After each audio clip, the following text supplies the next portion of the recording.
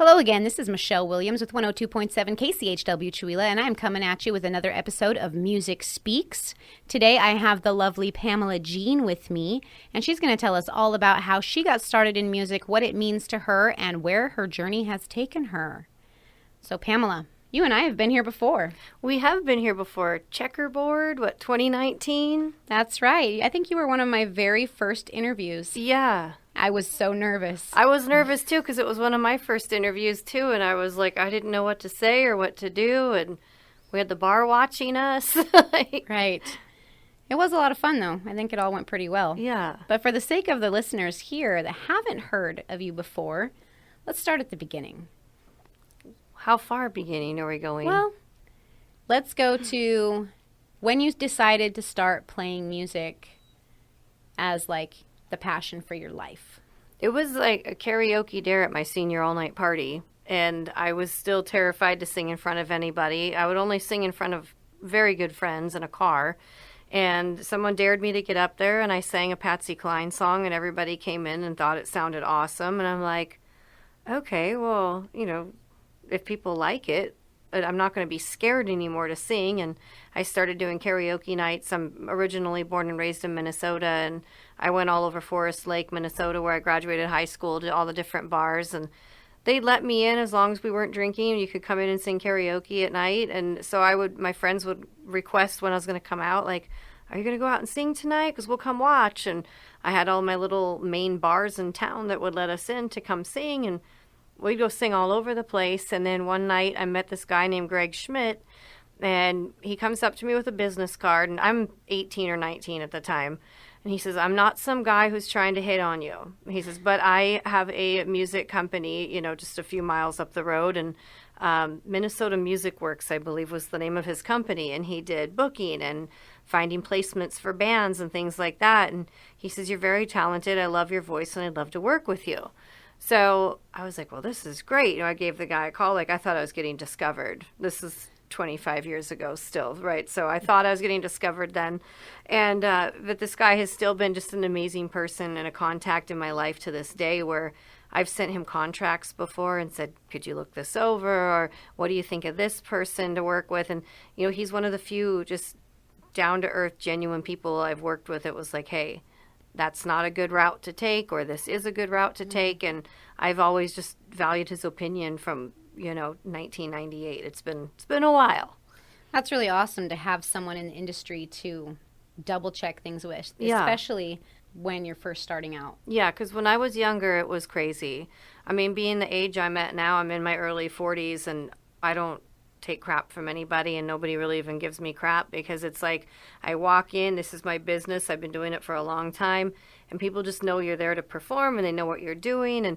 But when I was 18, 19 years old, Yeah. it was bad. People would be like, I've got a studio and I'm a producer. Why don't you meet me at 11 o'clock at night in this alley in Minneapolis? And I'd get dressed up and go to the alley in Minneapolis and go knock on this door. And, I got lucky that I never ran into anybody shady.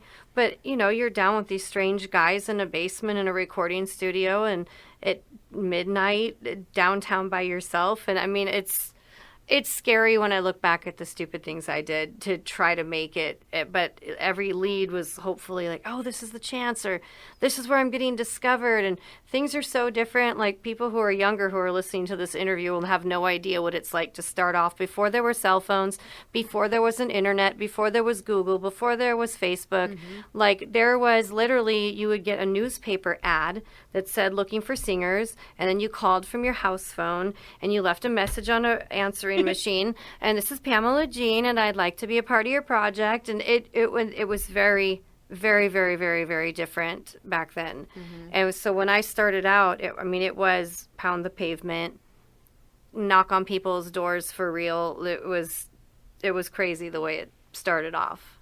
Right. Yeah, these days you can just post a video of yourself. Mm-hmm. You don't have to put yourself in those awkward, weird situations where you really don't know what's going to be behind that door. Yeah, and even back then, like I said, when people don't even understand, we came from a generation, there was no such thing as cell phones. Mm-hmm. So you had to wait for someone to call you back, and you had to physically look up an address to drive to. And it was was a whole different world when I started music from where it is today to just, I'll upload a reel from your show today and 5,000 people will watch it. Right. All over the world. Like my cousin in London can see what I'm doing today, you know? It's pretty amazing, actually. Mm-hmm. That's really amazing. So you started out singing. When did you start playing guitar, or did you always play guitar as well? I took 6 years of piano as a kid, and I hated it. I'm so grateful for it now because my mom forced us to be in it, and it taught me how to read music, how to learn music, how to hear music, and I always knew I wanted to play guitar. But our family didn't have a lot of money, so I got to play piano. My sister I think she had the saxophone for a little bit. There wasn't a lot of extra stuff to get paid for, so piano lessons was it. And I bought myself my first guitar when I was 21 or 22 years old. Had no idea how to play it, but I'd pose with it like I was a rock star. So I have all these pictures of me in these cute outfits with this electric guitar that I had no idea how to play anything on. And I tried to start learning things, and I learned a couple chords, and I got very frustrated with it, and my fingers hurt. I couldn't remember what to do.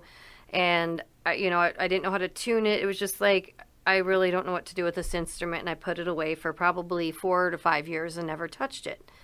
So then one day I was like, I really want to learn how to play my guitar.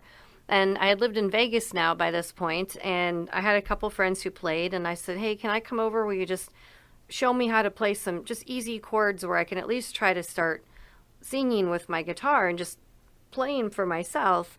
So I started learning, still got frustrated, put the guitar away for a few more years. And then my first open mic night, I just wrote about this in my upcoming magazine article that's coming out. My first open mic night, I was 27. And I had just learned 3 songs to the point where I could sit on a stool, look at my fingers to make sure I was going to the right part, and sing. And I'm like, okay, I'm going to just get over this fear. I'm going to go do an open mic night. So I got to this open mic night in Oceanside, California, and I told the guy that was running the show, I said, I don't know if I'm even going to bring my guitar in. I don't think I'm playing. I just want to come watch. He's like, no. You're going to play. So I bring the guitar in. I'm nervous, like shaking. I feel like I'm going to be sick to my stomach. And they get me on stage. And as I'm putting my guitar over my shoulder, the strap falls off of the hook and my guitar crashes to the ground in front of a bar full of people. There's probably 50 or 60 people wall to wall in this venue that's about the size of your studio here. And I'm on stage and I'm literally about to cry. Oh, I'm like, as if you're already not nervous enough and now your guitar just fell to the ground. And this girl in the front row, she goes, just go, punk rocker, you're hot. And I was like, okay, so I grab my guitar, I'm still shaking, and I start to play the guitar, and it's totally out of tune.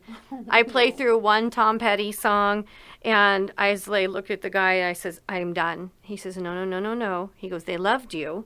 He says, let me tune your guitar. Just sit here and at least do one more song for me.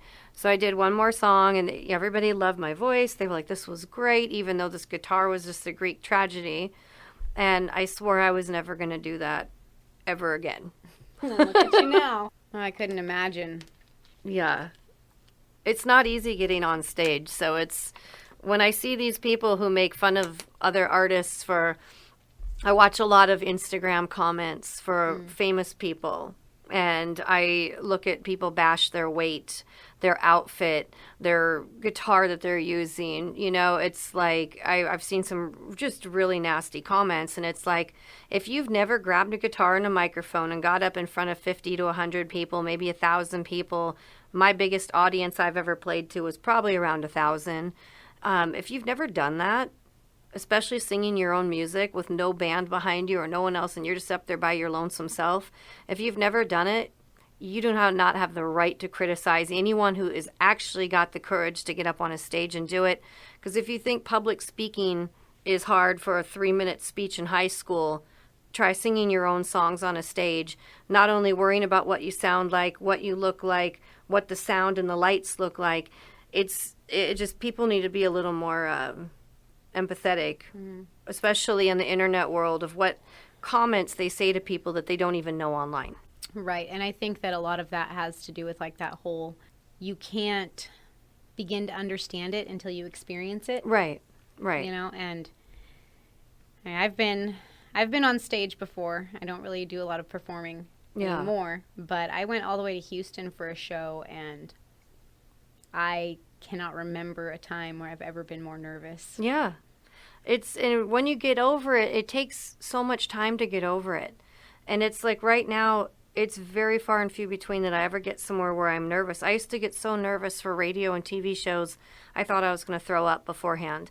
And now I walk in here in my hiking boots and I'm like, hey, like, thanks for having me on your show. And it's the more you do anything in life, the easier it gets and the more it just becomes second nature. But to first initially do it, I mean, I don't know too many people who get up at an open mic for the first time and just walk on stage like, ha, this is my stage. Right. No, I mean, I don't know if any of you have heard of Hyrie, but she's a original touring reggae band, and she was just in Spokane a few nights ago. And if you know who she is, if you don't know who she is, look her up. She is fantastic. She played her first show on my open mic night like 14 years ago. And she was so nervous. She didn't want to get on stage. And I coaxed her up on the stage. And now she's like a national touring act with a real tour bus and a full band.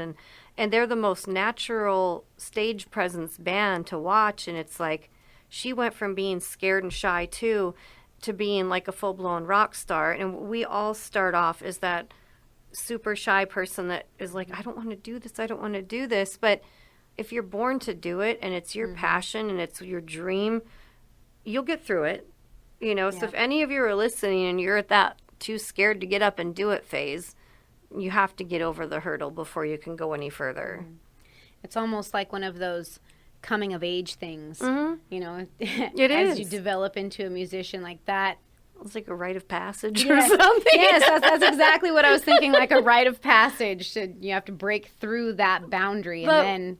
What's really cool in the music industry, and I think I even just put this in my other article I just wrote, musicians are very helpful people for the most part. There's a lot of people out there that think that like they don't have to share the stage with anybody and it's their thing, but I would say 90 to 95% of the musicians I've ever met, they all know exactly what you're going through. They all want to help you. You know, it's like, hey, how did you design that poster? How did you book that show? Or how did you get the state fair to look at you this year? You know, and if you ask the people who've already done it, 9 times out of 10, they're going to want to hand you the torch and say, hey, go for it. Like, here's the contact or here's the email or, you know, there's always, they always want to help out. Like, hey, are you scared to get on stage? How about I get up with you? Right. You know, not hold your hand, but why don't I just sit on the stage with you or play the guitar for you while you sing a song? And musicians they're like a whole different breed of people where they want to see each other succeed for the most part. You know, they want to say, hey, I just saw my friend in concert the other night. Like, did you see my friend on stage? Like, we want to see each other grow and, you know, go into the next level. It's fun. You know, and I've seen that more and more, especially since we're the kind of in the post-COVID thing, especially in Spokane. I've been seeing a lot more cross-promotion from bands promoting each other and showing up at each other's shows and even stepping in to participate in booking bigger shows and like the collective of bands coming together. And that's really exciting to see. Yeah. We have a lot of like local booking agents, and I don't even want to call us agents because I book for Iron Pizza in Athol, and we're not an agent per se. We're just another artist that likes to feature other artists, and you know, we don't take any money from the artists. We just kind of book each other. We have a network of other artists that like to play that, you know, we keep in the artist booking where, hey, oh, you book this person? Okay, well, I haven't booked them yet. Can you send them my way? And you know, we like to try to keep each other employed as much as possible. It's like, you know, right now I'm a self-employed musician. So I've been doing this 6 months now without a job, and which is amazing. But it's hard. It's very hard. I mean, this week alone, it's like I've got $400 in bills I need to come up with, and I don't have a show until Thursday. And then another one until Saturday. So, you know, it's like you find I have a merch line and I do photography. So I have other things that I do along the side of it. But being a self-employed artist, when you're out there just making money off your music and your art, it is a constant hustle. And it's constantly like, yeah, if I promote my friends, they'll promote me. If I go to their show, they'll come to mine. And I try to do things, especially since I'm a touring artist. Right now, I saw Joey Anderson out of Spokane is playing a show in Houston. And I have or not a Houston, San Antonio. Well, I have a good friend in San Antonio. So I go on his post and I tagged my friend. I said, hey, if you can make it to Joey's show, he's a phenomenal artist. Like, go check him out. I can't make it to San Antonio, but if I have a friend in San Antonio or you're playing in New York, like, I will totally promote my friends who are out on tour as much as I can. Hey, I have a friend coming to Tucson. Go to the bar and have one beer. Check them out. Just it's because that's the only way independent artists get discovered and heard or seen or anything is if we help build each other and promote each other and post each other's things. It's good to see that close-knit community is coming back together.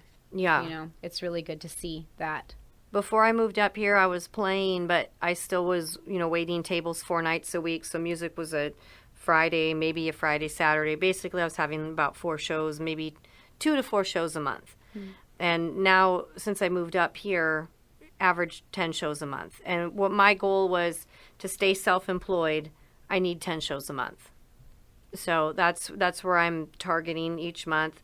Where if you have a show every Friday, Saturday, and then some a lot of venues are doing some, by the way, venues that are doing Monday, Tuesday, Wednesday, Thursday night music, thank you. For all of us who are self-employed and independent, it's really nice not to wait from Sunday to Thursday anymore to have a show. It's really fun to, like, I played a Tuesday night for Valentine's Day, and I played a Wednesday for Whiskey Wednesday for my Whiskey Wasted song. So a lot of venues are starting to branch out and say, hey, we don't just need to have music on Friday, Saturday nights. Like, some people like myself, when I was in the server industry, Mondays and Tuesdays were my weekend.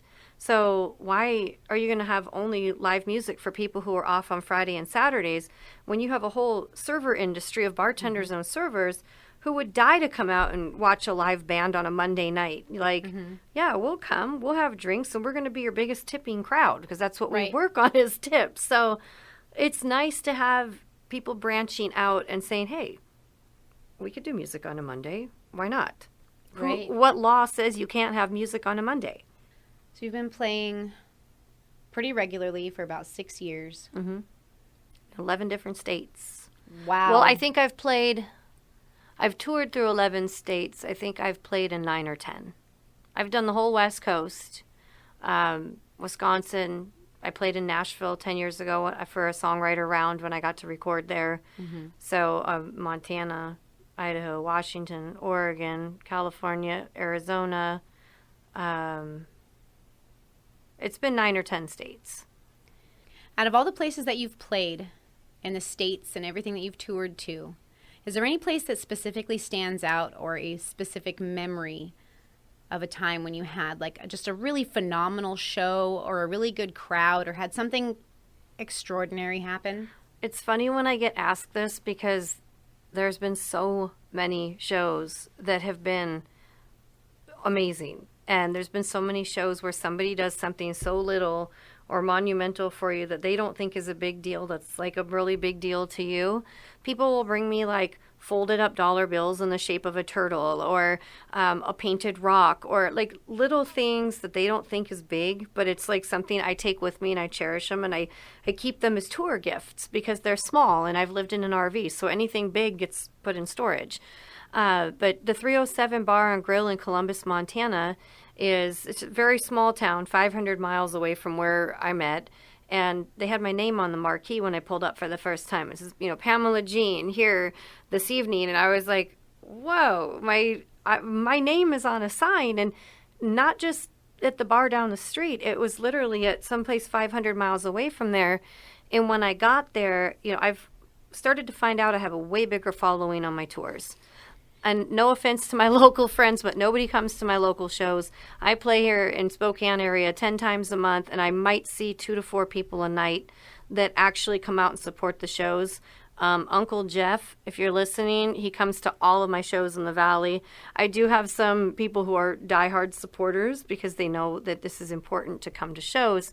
But when I tour, the response is insane. And when I pulled up to this venue in Montana, the bar was packed, sold out. And it's a family-friendly place. So you can have dinner, not an open seat in the house. And I'm just starting to unload my car. And these ladies come out. They go, "Is Bella with you?" And I'm like, I have no clue who these ladies are. And I go, "Well, yeah, she's right here in the car. Can we pet her? We've watched all your YouTube videos. We hope you're singing a song for your sister tonight." This whole town had watched and read up everything about me, my dog, my 20-year-old Toyota Corolla I was touring in at the time. And these people had come from hundreds of miles. There was a few tables that told me they drove 3 to 4 hours to come to my show that night. I go, "You literally drove 3 hours to come to my show?" And I felt like I was Taylor Swift. I felt like I was some famous, big-time singer-songwriter, and I'm just there with my one-eyed dog doing the same show I do everywhere else.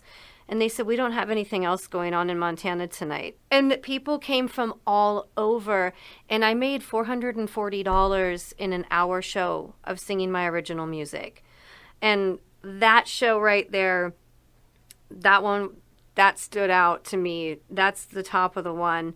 And then there's another one, a Bub's Whiskey Dive in Oceanside, California. It's a military bar.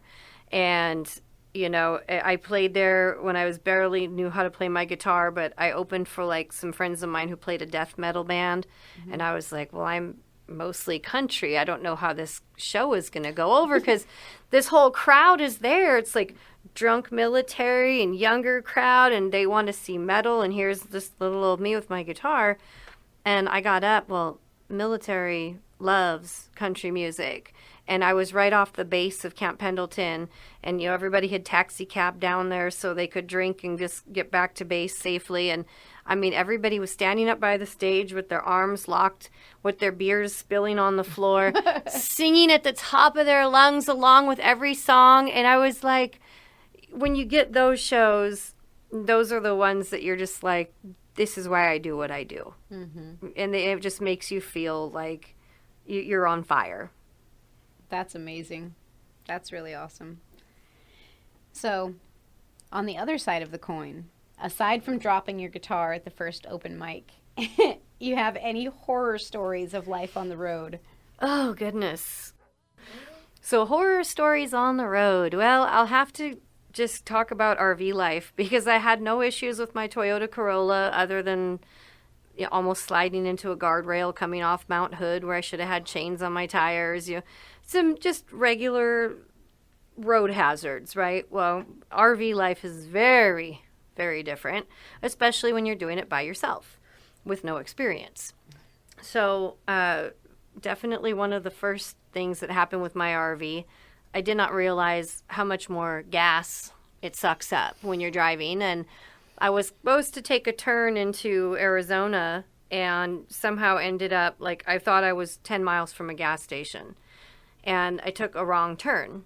And I'm driving aimlessly. And there is no gas stations. I'm Google mapping where I'm supposed to be. I find out I'm now on a Native American reservation almost to the Mexican border. The sun is starting to set. I'm looking how close to a town I am, and I am very, very far from a town watching my gas gauge just tumble. Oh, no. So I pull onto this reservation. There's nobody there. I'm literally knocking on doors. I see a gas pump, but it's turned off. And I'm like, okay, I can't find a person on this whole place that I can just go say, can I give you $10? Can I all I needed was probably a gallon of gas to get to the next town, but nobody was here. It was this vacant reservation. I'm like, this is so bizarre because you could see people's cars and houses. And I'm like, okay, well, I'm just going to keep driving. And I've got 2 dogs with me at the time. It's the 4 More Legs tour. And I start driving and the sun's setting and I run out of gas. And in my brain, I'm like, this is how horror movies start. I am legitimately in the middle of the desert, okay?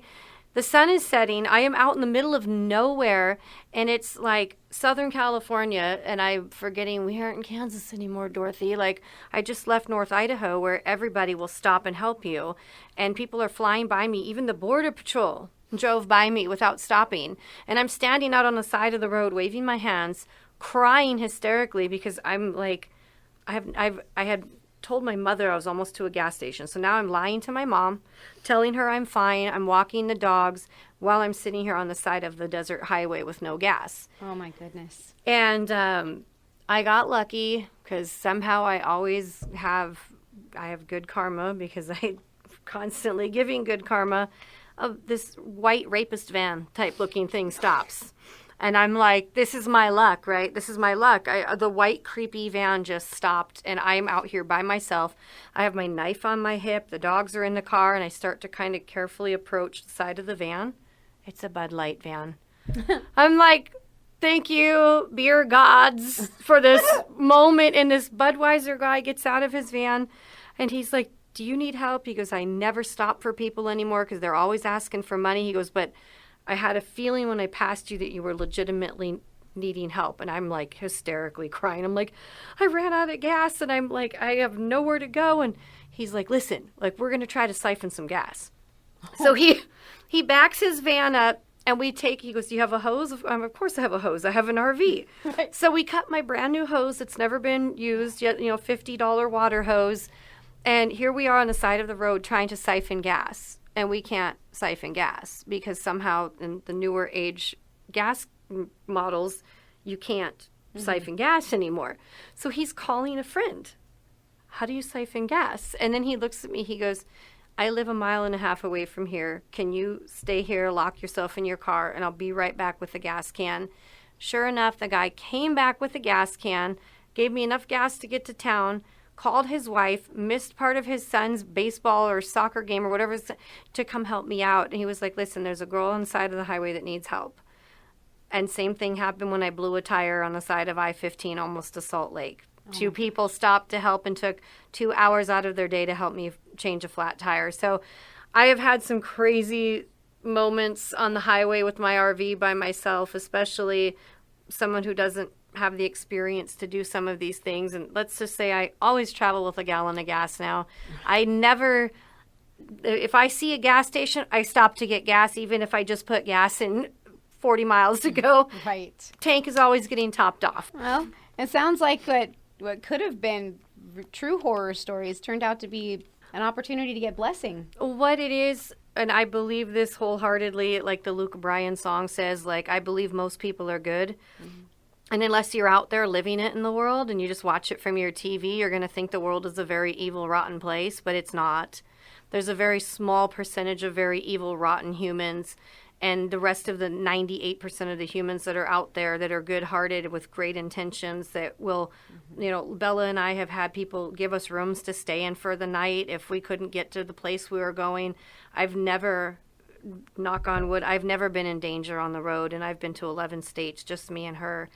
And I truly believe, like my aunt has this funny story. She says, why are you like Dorothy from The Wizard of Oz? She goes, every time you have a problem, like the lion, the Tin Man, and the Scarecrow all just magically show up. And it's because I am constantly giving and giving and giving. Mm-hmm. So if you're giving all the time and doing good things for people, it always will come back, and it's going to happen at the times you need it the most. Mm-hmm. And I mean, truly, I believe that there's way more good people out there than there are bad ones.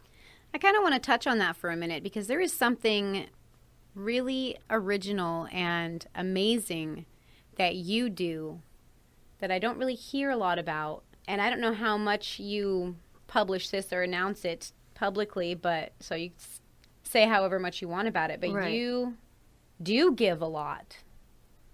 I think there for a while, there was a time you told me that half of everything you made at your shows you would give to some charity. It's 10%.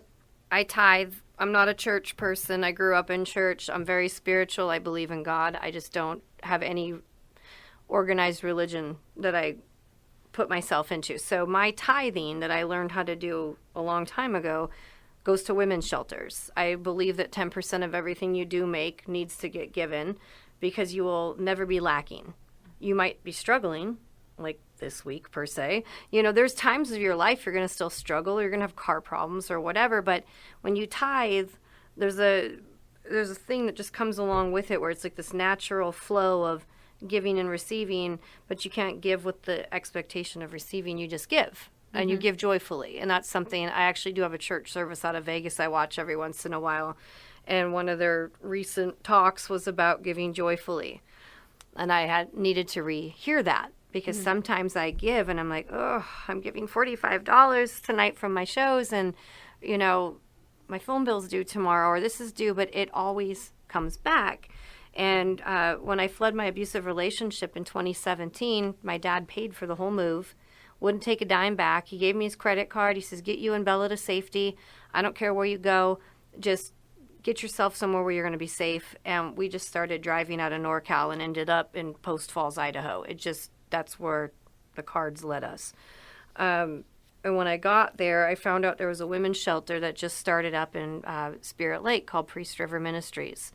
And I found out they were needing help and needing like just local people to start donating, and they started a free clothing store. And I just figured since my dad wouldn't take money back, the only way I could ever pay him back was to help other women flee these type of situations and never look back. So yes, 10% of everything you put in that tip jar, my Facebook post goes to them, and I donate weekly. So if I've had 2 shows, 3 shows, 4 shows weekly, you'll see a Facebook public post from my Pamela Jean page, and you will see how much I've donated that week. And in the 5.5 years I've been up here, I've personally donated and raised over $5,000.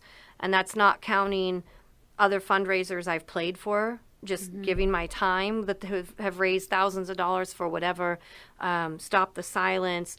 Priest River did another one at JD's in Bayview. They raised, I think, $4,700 in 2 hours just that day from people, you know, raffling prizes and things like that off. So it's definitely something I do raise awareness with at every show, every interview, every magazine write-up, and with just the hopes that maybe one person that's struggling and stuck in a domestic violent relationship knows there is a way out, and you do not have to worry about money, because when I left, I had $40 in my pocket. My dad paid for it. Not everyone has a father and a mother like I do. I know I'm blessed beyond belief to have the parents I have. But with the help we do with the women's shelters, they have the funds to help other people get out. And if you feel like you're stuck and you don't have family or friends, you have to make that phone call to a women's shelter, because they will get you out of it. And I get really sad hearing women tell me all the time, I don't have money, I'm stuck. And you can never let yourself be stuck because of money, because money's just paper. And there are resources out there. If you just reach out, you can personally message me anytime, and I'll put you in touch with somebody in your area. Google the women's shelters, and they will get you to safety. And they will find police to come escort you off your property, take you with the belongings you need, and find a place where no one knows where you're at, and you can start your life over before you end up like a statistic on the news. And it's really sad how many people lose their lives a year in domestic violent relationships because they feel like they can't get out. And I will tell you over and over and over again, if I got out, you can too. It takes nothing but a gas tank of gas, and you just start driving. Yep. I can agree to that. Thank you for sharing all of that with us. Yeah. I know it's something that is very close to your heart, and you've been dedicated to this for quite a long time. Yeah. Yeah.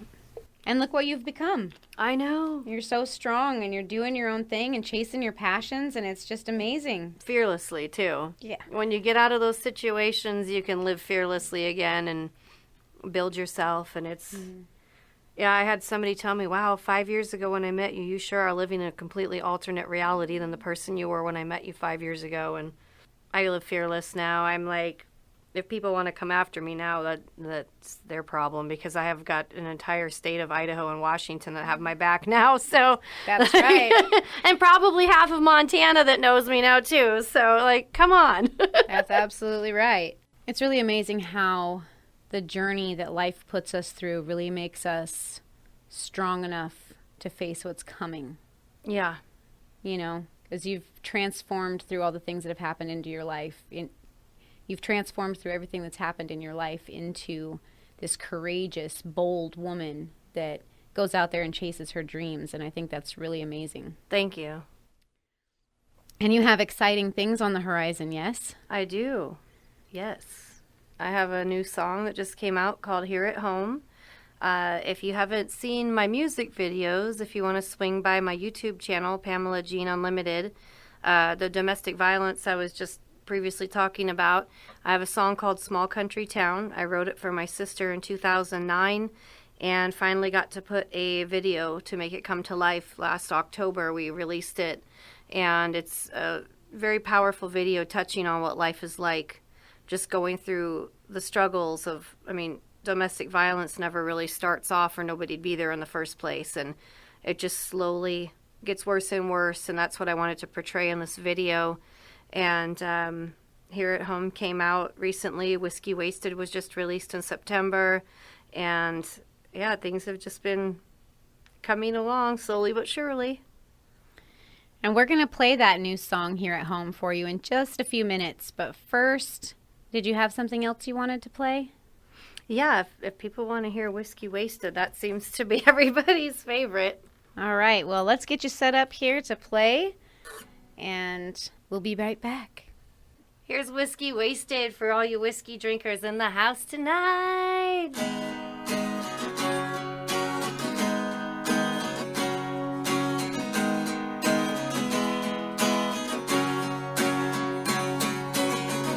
I love when the fireball hits your eyes. Everything just comes out, your reckless wild side. You pull me in with no regrets, spilling beans you haven't spilled yet. It's been some years since you touched my lips. I get more passion when we kiss, because we're whiskey wasted. Bring it around, you know I don't wanna waste it, because we're whiskey wasted. Spin it around, you know I gotta taste it. We're whiskey wasted. Whiskey wasted. One more shot glass from the crowd. It got me warm as the sun went down. Took a little break from my Chardonnay, joined with a shot glass in spirit light, because we're whiskey wasted. Bring it around, you know I don't wanna waste it, because we're whiskey wasted. Spin it around, you know I gotta taste it. We're whiskey wasted.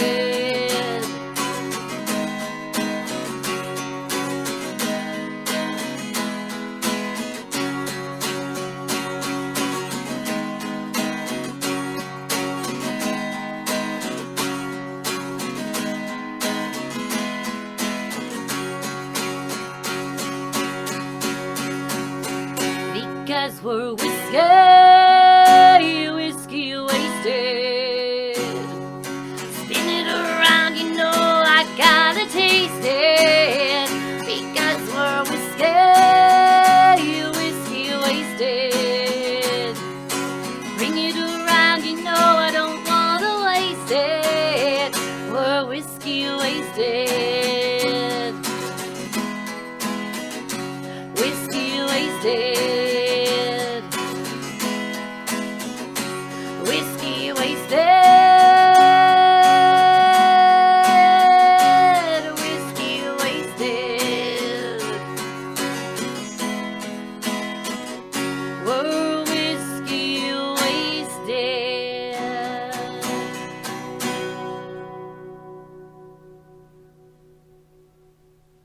Brava.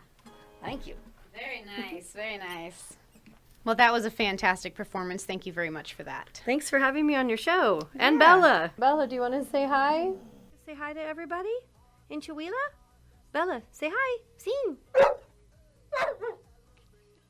It's always exciting to see old friends I haven't seen in a long time. Yeah. And I have, like, the coolest place to hang out. I was going to say, it's fun to see where I saw you start. Like, everybody, when they see me start somewhere small, and it's like, to see you in your own radio station to be doing this is awesome. Well, it's not my own radio station, but I do love it here. Well, that you get to DJ on the radio station. Yes, you have your own show is what I meant to say. Right. And that's awesome. It's pretty cool. I wish that more of my friends would come visit. Wink, wink. I wish more of my friends in Spokane would come to my local shows. Wink, wink. I'll have to do that. I know when I play in Wisconsin, I know for a fact that the bar will be standing room only because, like I said, when I tour, I have a very big following. It seems to be that way. I don't think it matters who you are as a musician. Like, there's such a saturation of music in Spokane, Yeah. And honestly, I don't get out much. When I went to the Hyrie concert the other night, that was the first night I went out in a very long time because I go out for a living. Mm-hmm. I'm in bars 2 to 3 nights a week. I'm trying not to drink as much. And then you're at venues. All of my shows have free bar tabs.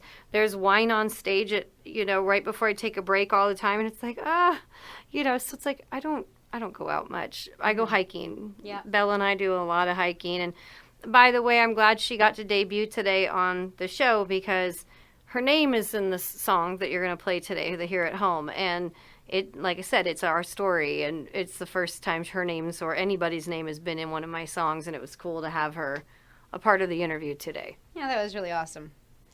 Although she doesn't look thrilled about being here, I'm glad that she came. She wants to go hiking and run around at the river. Mm-hmm. So... Dog things. Dog things, yes. We haven't even had our walk yet today, have we, Bella? Well, before I let you go, I do have to ask. You said that you have some diehard fans and people that support you. You have any shout-outs that you want to make to people that have been particularly influential or just kind of gone above and beyond for you? There's so many people I'd love to get a shout-out to right here, and there's no way to even name them all, but let's just start with this song here for Here at Home. I met this couple, Lynn and Steve, from St. Regis, Montana, a couple months ago. They overheard me talking on the microphone kind of as a joke that I needed $200 from a corporate sponsor to finish the vocals. And they had just came into some money that day, and they believe in tithing as well. And they gave me $200, and that was exactly what I needed to record my vocals. So Lynn and Steve, when you get to hear this interview and this song, thank you so much for sponsoring money to help an independent artist record the vocals. Obviously, everyone who was a part of this project, Victor Broden, who's my producer, Wes Little, John Conley. We've got Dewey Giroux, who's from the Oak Ridge Boys, Anthony. There's a whole bunch of people who've been here to help me with this project, with the song. And I just want to give a shout out to Jeremiah for being there, supporting me as a musician and letting me stay at all these venues and interviews way longer than I ever tell you I'm going to be at them, and being supportive in that way of just letting me be my free spirit hippie self. Bella, of course, who's my head of security. Formula Flawless by Ray Indigo. She's one of my sponsors. She sends me skincare so I can stay looking as young as possible while doing this career. If you are bored on Thursday nights and you're in the Spokane area the whole month of March and possibly into April, I will be playing at Jackson Street Bar and Grill every Thursday from 6 to 8. Steak and Bake Special, Pool League, and live music with Bella there, of course, running around the bar aimlessly barking at people as well.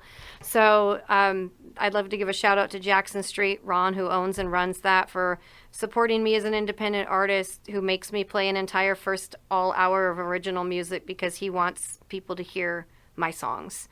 So there's many of you, Mom and Dad, obviously, and you all know who you are who've been out there to support, but those are my shout outs for today. Well, once again, I would like to thank you for coming to visit me and bringing your amazing talent to my show. Well, thank you for having us. Yeah, we loved it. All right. Well, in closing, we will be playing Pamela Jean's new song, Here at Home, for you to enjoy And that will close another episode of Music Speaks. This is Michelle Williams, and you are listening to KCHW 102.7 FM. And to find all of my music, go on PamelaJeanUnlimited.com or on Instagram, Pamela Jean Unlimited, Facebook, Pamela Jean Unlimited, and YouTube, Pamela Jean Unlimited. You can find and hear all of our story. 3, 2.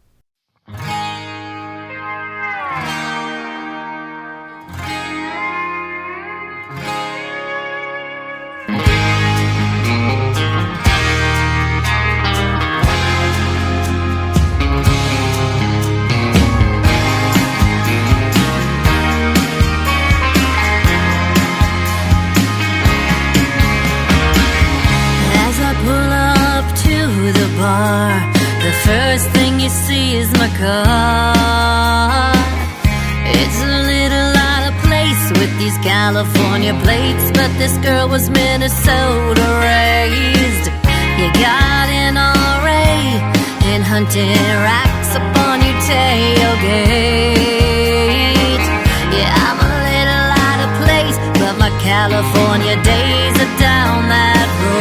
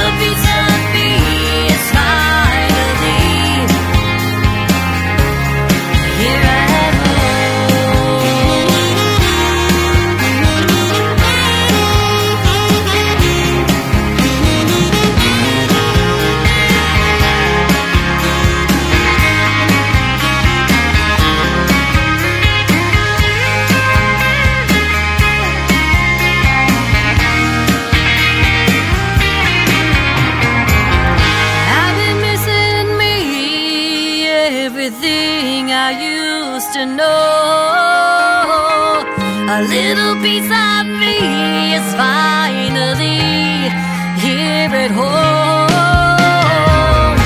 I've been missing me, everything I used to know. A little piece of me is finally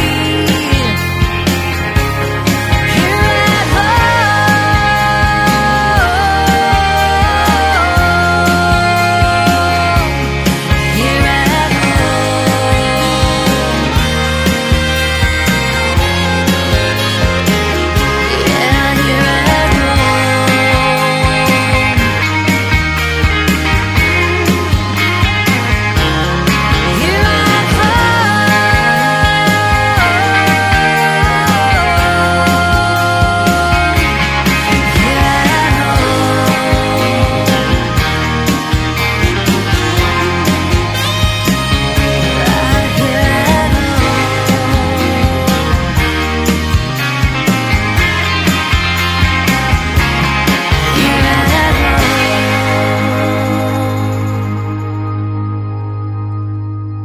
what's up, everyone? It's Pamela Jean. I'm Bella, and you are listening to KCHW 102.7 FM, Northern Lights Public Radio out of Chewelah, Washington.